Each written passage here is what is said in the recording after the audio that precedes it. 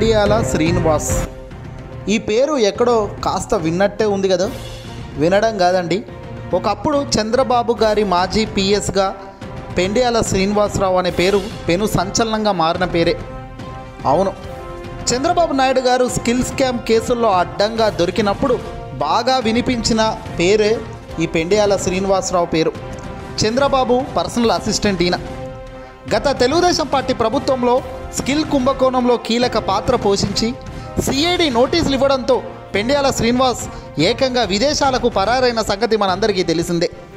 మరి చంద్రబాబు అప్పుడు అధికారంలోకి లేడు కదా, ఇక్కడుంటే పెండియాల పట్టుకుంటారు కదా, అందుకే ఇమీడియట్గా విదేశాలకు చెక్కేశాడు. 100 కోట్ల నిధులను దారి మళ్లించిన ఈ స్కిల్ స్కామ్ కుంభకోణంలో అప్పట్లో పెను సంచలనం సృష్టించిన విషయం మనందరికీ తెలిసిందే. ఈ నిధుల తరలింపులో పెండియాల శ్రీనివాస్ చాలా కీలక, చాలా పెద్ద సూత్రధారి అని కూడా సిఐడి తేల్చి చెప్పింది. దీంతో ఆయన అమెరికాకు వెళ్ళిపోయాడా పారిపోయాడా అన్నది కథ అయిపోయినాక మీకే అర్థమవుతుంది. ప్రణాళిక శాఖలో అసిస్టెంట్ సెక్రటరీగా ఉన్న ఆయన వెంటనే నిధులకు హాజరు కావాలని అప్పట్లో జారీ చేసిన మెమోను సైతం లెక్క చేయలేదు ఉన్నతాధికారులు. దీంతో ఆయన్ను సస్పెండ్ చేసి పారేశారు.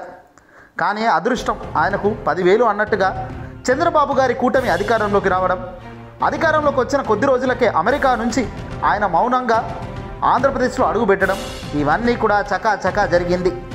ఇక తాజాగా చంద్రబాబు నాయుడు గారు మరో అడుగు ముందుకేసి మరి ఏకంగా ఈ పెండియాల శ్రీనివాస్పై ఉన్న సస్పెన్షన్ను ప్రభుత్వం ఎత్తేసింది. ఈరోజు పెండియాల శ్రీనివాస్ను మళ్ళీ విధుల్లోకి తీసుకుంటూ చంద్రబాబు సర్కార్ ఉత్తర్వులను జారీ చేసింది.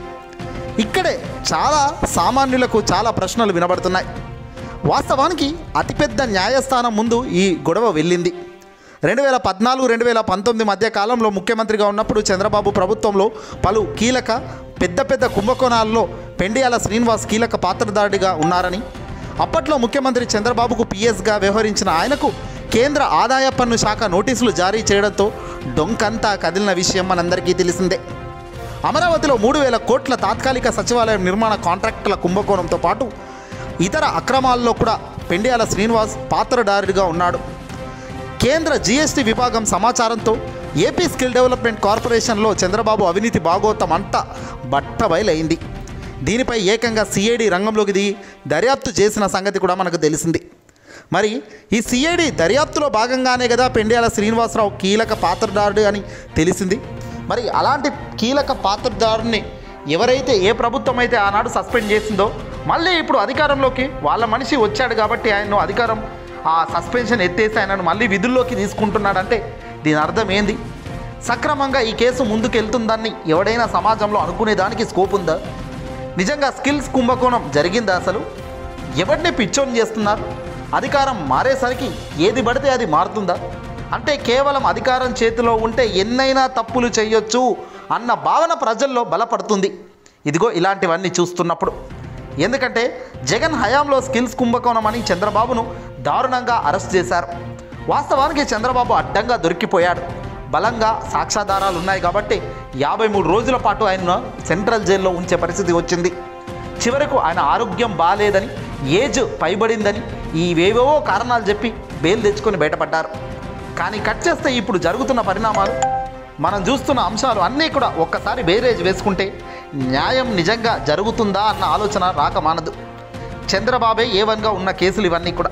మరి అలాంటి స్థాయిలో ఉన్న వ్యక్తే ఇప్పుడు ముఖ్యమంత్రి స్థాయిలో తాను సస్పెన్షన్ ఎత్తేసి తన పెండియాల శ్రీనివాస్ లాంటి వ్యక్తులను కాపాడే ప్రయత్నం చేస్తున్నప్పుడు ఇదంతా కూడా సత్యంగా, ఇదంతా కూడా క్రమబద్ధీకరణ న్యాయం వైపు ఏటడుగులు వేస్తుంది అని ప్రజానికం అనుకోవాలి.